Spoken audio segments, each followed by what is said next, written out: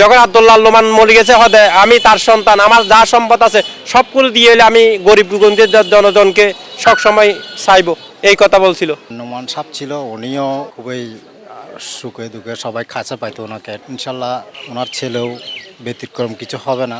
বাবা যখন ভালো ছিল ভালো হবে ইনশাল্লাহ। চাঁদাবাজ মুক্ত, দুর্নীতি মুক্ত একটা সমাজ চাই। চাঁদাবাজি মোটামুটি থাকবে না, সেটা বলছে।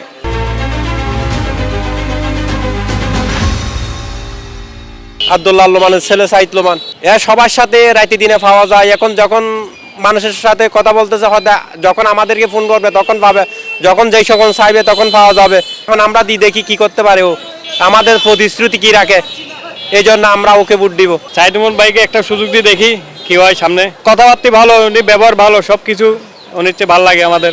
নোমান সাহেবের ছেলে আসছে, উন্নয়নের দিকে দেখবে, জনগণের সুবিধা দেখবে।